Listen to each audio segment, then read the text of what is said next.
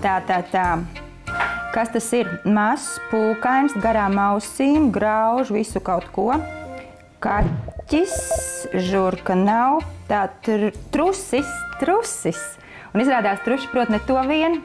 Tālākais lēciens trušiem esot 3 metri un esot uzstādīts arī rekords ilgdzīvošanā. Vecākais trusis nodzīvojis 19 gadus. Paskatīsimies, kā iet mūsu pašmāju trušiem.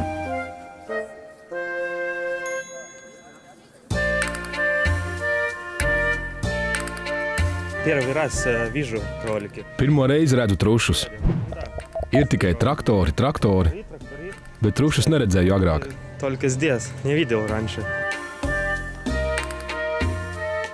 Šeit izstādē ir pavisam 32 šķirnes. Un cilvēks, kurš gan trusīšus ļoti pazīst, gan nepazīst vispār, teiksim, no šķirņu daudzveidības neko nesaprastams, ja, izies šeit cauri un tad arī kaut ko sapratīs, jo ir auntruši, ir gaļas truši, ir krāsainie truši, ar garu vilniņu, ar īstu vilniņu, mazi trusīši. Nu, tur arī tā daudzveidība. Viss iesākās ar to, ka bija Kabilē. Bērniem skolā bija trušu skola. Un iesāka bērni, un mamma turpināja. Iepatikās. Patīk. Katrs savādāks, ja?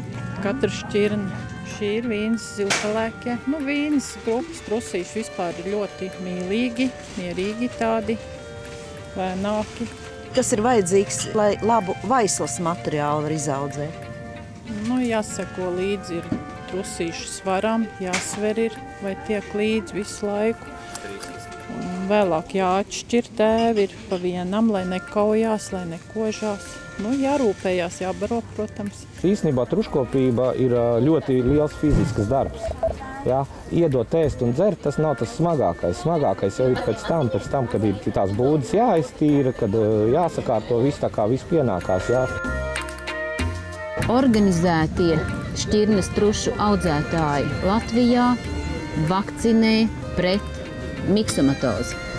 Un nekādas izārstēšanās vai tādi brīnumainie brīnumi nenotiek.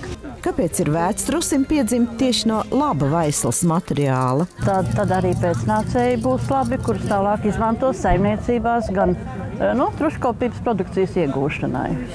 Jo tas ļoti atkarīgs tieši no šķirnes laba vaislas materiāla.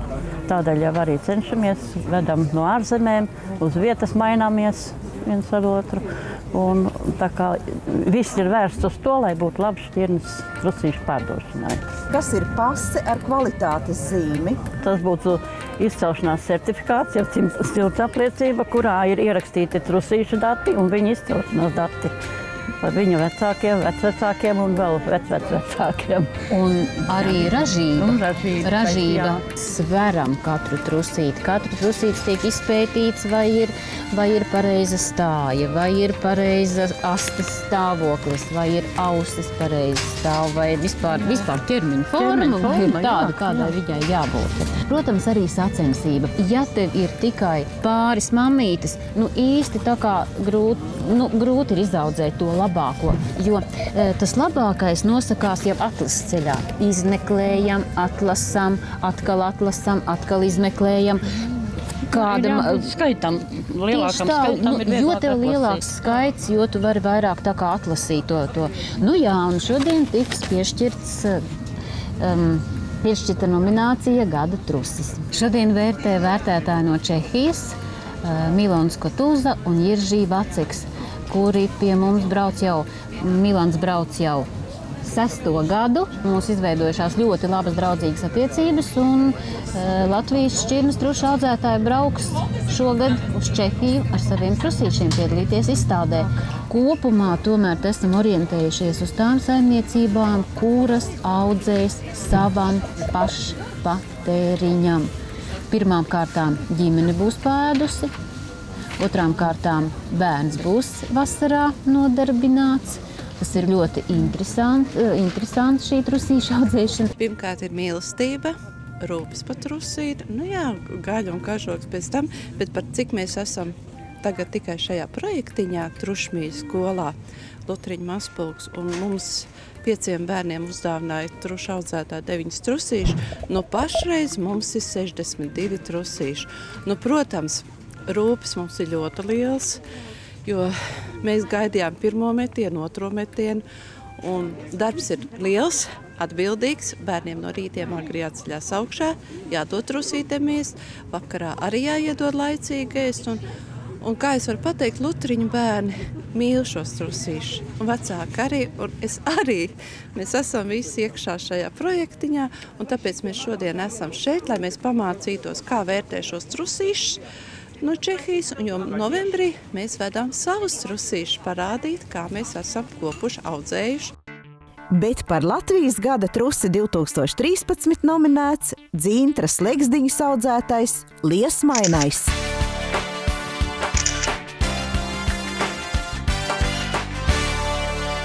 Vidēji katrs 4. eiropietis cieš no hipertensijas jeb paaugstināta asinsspiediena. Un prognozē, ka 2025. gadā hipertensija būs gandrīz 3. daļai Eiropas. Par to arī šodien runāsim Dzīvītes studijā. Un tāpēc es esmu aicinājusi kā savu pirmo sarunas biedru dakteri Ievu Ružu. Labrīt, dakteri! Labrīt! Kā tad ir, vai Latvijā ir līdzīga situācija kā pasaulē tieši ar paaugstinātu asinsspiedienu? Precīza statistika nav pieejama, jo nav iespējams visiem Latvijas pacientiem izmērīt asinsspiedienu, bet cik ir līdz šim zināmi dati, apmēram tāpat varētu būt kā pasaulē. Kas tad notiek cilvēka organismā, kad viņam ir šis paaugstinātais asinsspiediens? Problēma ir tā, ka paaugstinātu asinsspiedienu cilvēki nevienmēr jūt. Īpaši, ja ir gadiem ilgi bijis paaugstināts asinsspiediens, to nevar sajust. Cilvēki ļoti labi jūtas, nav nekādu pazīmju. Un tikai brīdī, kad ir kritiski paaugstināts, tad parādās dažādas problēmas vai cilvēks nonāk slimnīcā. Kas tad to izraisa? Ir dažādi faktori. Kā mediķi mēs visbiežāk ļoti vienkāršoti runājam par primāru arteriālu spiedienu, kad ir paaugstināts, kad ir problēma asinsvados, vai arī sekundāra hipertensija. Tad ir dažādas citas slimības, kuru dēļ, kā sekas, ir paaugstināts spiediens. Droši vien ir arī fakti, kurus bieži nepiemina saistībā ar paaugstinātu asinsspiedienu. Viens no tādiem mītiem, ko pacienti reizēm stāsta, ir par to, ka jāskaita ir kopā 100 plus pacienta vecums, un tas esot katra normālais asinsspiediens. Piemēram, ja 70-gadīgs cilvēks pieskaita 100 plus 70 un pasaka 170 būtu viņa vēlamais spiediens, tas ir mīts. Vēlamais asinsspiediens ir 140, 85, 140, 90. Ja agrāk pacienti vienmēr ir iegaumējuši spiedienu, kā būtu kā kosmonautam 120 uz 80 mm dzīvesudraba, tad jau ilgus gadus pēdējās vadlīnijas atzīmēja 130 pret 80 kā mērķi, un šobrīd jaunākās vadlīnijas pieļauj jau 140 pret 85, 140 pret 90 kā pieļaujamu asinsspiedienu. Īpaši šādu normu pieļauj vecākiem pacientiem un ar dažādām blakus slimībām, kur nemēģina agresīvi spiedienu pazemināt, bet turēt šajā vidus robežā. Tomēr būtiski sekot tātad arī gadiem līdzi. Ir sakarības starp gadiem un asinsspiedienu ciparu. Lai gan vadlīnijās ir minēts cipars 140 un 90 kārsti, es varu teikt, tas ir pārāk augsts asinsspiediens. Un jaunākiem cilvēkiem bez blakus slimībām 130, 80 būtu robeža, kur jāsāk sekot līdzi. Nekoķetējot par šo jautājumu, apmēram 65 gadi būtu vecuma robeža. Doktor, kā atpazīt, kad man tiešām ir paaugstināts asinsspiediens? Ja es 3 reizes esmu izmērījis, man ir paaugstināts un man uzreiz jādodas pie ārsta? Ja tas ir vienu reizi, par to nevajadzētu uztraukties. Šo mērījumu noteikti vajadzētu atkārtot vai tajā pašā dienā vēlāk vai nākamajā dienā, īpaši, ja nav slikta pašsajūta. Ja atkārtojat mērījumu vairākas reizes un vairākas dienas, un tomēr asinsspiediens ir paaugstināts, tad vajadzētu uztraukties. Nereti cilvēki, kuriem ir ilgstoši bijis paaugstināts asinsspiediens, neizjūt nekādas pazīmes. Tad, ja ir izteikti augstāks, varētu būt galvas sāpes. Biežāk pacienti atzīmē pieres daļā, nelaba dūša, sāpes vai sirds rajonā vai kopumā galvā. Reiboni. Doktor, droši vien ir kāda sakarība starp paaugstinātu asinsspiedienu un holesterīnu? pacientiem būtu noteikti jāseko līdzi savam holesterīnam, jo mazliet paaugstināts holesterīns nav obligāti jāārstē, bet cilvēkiem ir mīts, ka ilgstoši var dzīvot ar augstu un ka visu mēģinās panākt ar diētu. Ir kāda robeža, kur pacienti var uzlabot ar diētu, un pārējiem tomēr jālieto ir medikamenti. Un par citām slimībām, kuras izraisa paaugstināts asinsspiediens, varbūt jūs varat pastāstīt? Strādājot slimnīcā, regulāri pacienti ierodas ar hipertensīvām krīzēm. Tas nozīmē, ka augsts asinsspiediens ir bijis kritiski paaugstināts, un cilvēkiem ir jau sūdzības. Otra lieta ir tā saucamie pārējošie išēmiskie traucējumi, jeb tas, ko agrāk tautā sauc kā mikroinsults, jeb tas ir līdzīgas pazīmes insultam, bet pacientam tomēr nav neatgriezeniskas pārmaiņas. Doktor, ko varētu ieteikt tiem cilvēkiem, kuri jūt, ka viņiem ir paaugstināts asinsspiediens, bet vēl zāles netiek speciāls lietotas? Šī būtu tā pacientu ir cilvēku grupa, kuri var lietot dabīgas izcelsmes līdzekļus, kuri veiksmīgi gan palīdz asinsspiedienu samazināt, gan arī ietekmē holesterīnu un glikēmijas rādītājus.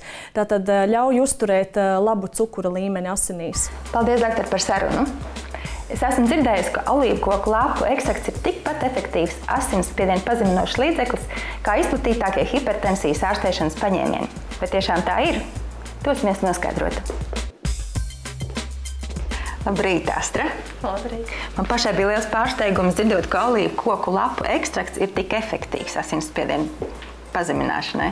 Jā, daudziem tas ir jaunums, taču olīvkoku lapu ekstrakts ir pazīstams jau no senām dienām, tautas medicīnā to lieto. Un tas ir ne tikai asinsspiedienu pazeminošs līdzeklis, tas pazemina arī holesterīnu. Tas satur arī antioksidantus, turklāt 2 reizes vairāk nekā zaļās tejas ekstraktā. Līdz ar to lieliski cīnās ar brīviem radikāļiem. Arī samazina cukuru līmeni asinīs, darbojas pret iekaisumiem, pret vīrusiem, sēnītēm. Tā kā tas ir ļoti plaša spektra produkts, kas daudziem ir jaunums. Parasti esam pieraduši, ka olīveļa ir ļoti laba priekš mūsu veselības. Tur ir kāds sakars? Sakars ir, olīveļa, protams, ir laba. Arī olīveļa satura aktīvo vielu oleorepīnu, bet ne tik lielā daudzumā kā olīvlapu ekstrakts. Mums uz galda ir gan olīvas, gan olīveļa, gan kapsuliņas. Ar ko tad vajadzētu sākt, ja mums patiešām ir paaugstināts asinsspiediens? Gan olīvas, gan olīveļā, gan kapsulās ir šī labā viela oleoropīns. Taču atšķirās šī koncentrācija. Un, protams, kapsulās ir vislielākā koncentrācija, jo vienā kapsulā ir tāds oleoropīna daudzums, kāds atbilst 5 litriem augstākā labuma ekstra virģina olīveļas. Izklausās ļoti daudz tiešām. Tā arī ir. Kapsulas satura aktīvo vielu oleoropīnu. Un produkts ir paredzēts cilvēkiem, kam ir prehipertenzija, tātad vēl nav attīstījies paaugstināts asinsspiediens, tomēr tas ir mazlietiņ paaugstināts un cilvēki vēl nelieto medikamentus. Un tad šis produkts ir kā reiz tieši laikā, jo šī aktīvā viela pazemina holesterīna līmeni, pazemina paaugstinātu asinsspiedienu un arī pazemina paaugstinātu glukozes līmeni asinīs. Vai varētu teikt, ka lietojot tenzīnu, mēs varam kaut kā attālināt šo te zāļu lietošanas sākšanu? Jā, tieši tā. Mēs tikko ar doktoru runājām, ka 140 asinsspiediens skatās tā kā norma vēl, bet izklausās diezgan augsts. Tas ir ļoti individuāli. Ir cilvēki, kam jau pie 125 augšējā spiediena, viņi jutīsies slikti, viņam sāpēs galva, būs spiediena sajūta. Līdz ar to šim konkrētam cilvēkam jau tāds asinsspiediens ir par augstu. Tas ir jāstāsta ļoti individuāli. Astra, varbūt ir zinām kāda pētījuma pasaulē par šo īpašo labo vielu, kas asinsspiedienu ietekmē? Jā, ir veikts pētījums. Pētījumā piedalījās cilvēki ar mazliet paaugstinātu asinsspiedienu. Šie cilvēki tika sadalīti 2 grupās. Viena grupa lietoja medikamentus asinsspiedienu pazemināšanai, otra grupa lietoja olīvkoku lapu ekstraktu. Olīvkoku lapu ekstrakts tika lietots 500 mg 2 reizes dienā. Pētījums notika 8 nedēļas. Pēc 8 nedēļām tika salīdzināta asinsspiediena, un abās grupās bija vienmērīgs pazeminājums. Turklāt tā grupa, kur lietoja olīvkoku lapu ekstraktu, viņiem novēroja arī samazinātu holesterīna līmeni. Un tiem cilvēkiem, kur lietoja medikamentus, holesterīns nebija pazemināts. Tātad, ko jūs varētu teikt ikdienā? Varbūt arī olīveļa mums tomēr būtu jālieto vairāk, vai olīvas? Jā, olīveļa būtu jālieto vairāk. Turklāt cilvēki bieži vien nepareizi domā, ka olīveļa nav paredzēta cepšanai. Ir tāds mīts, ka olīveļa var lietot tikai salātiem, taču tas tā nav. Olīveļa var arī cept. Tikai ir jāskatās, kādu olīveļu mēs izmantojam cepšanai. Ekstra virģina olīveļa paredzēta salātu gatavošanai, bet virģina olīveļa cepšanai. Tā atšķirība ir vārdiņā ekstra. Jā, olīveļa satur mononepiesātinātās taukskābes, un jāskatās, lai šis cipars būtu virs 70%. Tad tā ir laba un kvalitatīva olīveļa. Paldies, Astrid, par sarunu, bet tagad es turpināšu sarunāties ar dakteri. Dakteri, varbūt jums ir kāds komentārs par šo produktu? Šis būtu viens no līdzekļiem, ko lietot pacientiem, kam vēl nav klīniski izteikts asinsspiediens, bet kam ir paaugstināts holesterīns, ir šī saucamā robeža hipertenzija starp 130 un 140 augšējais spiediens. Tāpat labu efektu šis līdzeklis varētu atstāt cilvēkiem, kam ir nedaudz paaugstināta glikoze. Varbūt, daktari, jums ir kāds ieteikums skatītājiem, kā sekot pareizi savam asinsspiedienam? Es domāju, mani ieteikumi nebūs ļoti oriģināli, bet es atkārtošu, ka svarīgi asinsspiedienam būtu nelietot ļoti daudz sāļu sēdienus, censties izvairīties no kafijas lietošanas un smēķēšanas. Īpaši, ja to dara kopā, ja? Īpaši, ja to dara kopā, jā. Paldies, daktari, par sarunu. Arī raidījuma turpinājumā pētīsim, kā profilaktiski rūpēties par sirds veselību. Un visi taču zinām, ka par sirdi nevaram runāt kā par atsevišķu neatkarīgu orgānu. Tas ir saistīts ar mūsu asinsvadu sistēmu. Tātad jādomā par visu kopumā.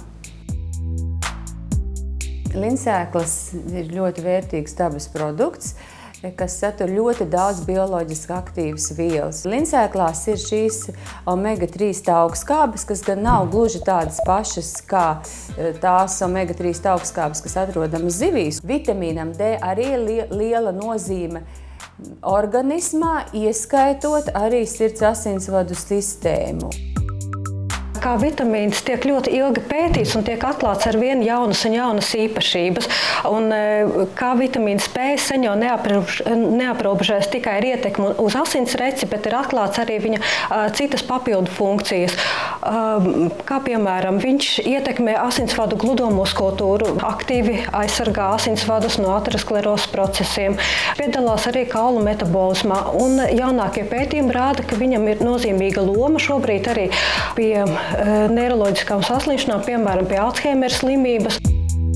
Ir prieks, ka Vita K2, protams, ir apvienojis gan K2 vitamīna pozitīvās īpašības, gan arī satur savā sastāvā nepiesātinātās taukskābes, ar ko tad ir slavena linsēkla eļļa. Nevienmēr ir tā, ka kalcijs nokļūst mūsu kaulos, nagos, matos un ādā. Tas mēdz arī uzkrāties mūsu asinsvadu sieniņās, tādā veidā asinsvadus padarot trauslus, neizturīgus un samazinās asinsvadu diametrs. Vitamīns K2 mūsu organismā aktivizē kādu īpašu olbaltumu, kas atrodas asinsvadu sieniņās un kas atbild par asinsvadu apkaļķošanās inhibāciju. Kā rezultātā mūsu asinsvados neveidojās kalcija un holesterīna lieli kristāli, kuri būtiski ietekmē asinsriti caur asinsvadiem. Īpaši liela vitamīna K2 nozīme ir sirds un galvas asinsvadu veselībai. Vitamīns K2 kopā ar linoeļu būtībā darbojās kā asinsvadu ieeļotājs. Asinsvadi kļūst elastīgāki un spēcīgāki. Un kā rāda Rotterdams pētījums, pacienti, kas lietojas 10 gadu laikā pastiprinātu vitamīnu K2, uzrāda daudz zemāku asinsvadu apkaļķošanās līmeni nekā tie, kas to nav darījuši. Tāpēc rūpēsimies par saviem asinsvadiem laicīgi, jo, kā zināms, mēs esam veci tik, cik mūsu artērijas. Nu ko, šis raidījums bijis gan interesants. Uzzinājām, cik gadi ir vecākiem trusim un to, kā rūpēties par savu sirds veselību. Savukārt es jums iesaku, staigājiet vairāk kājām, mazāk brauciet ar mašīnu, tad rīt pašsajūta būs labāka. Tiekamies jau rīt!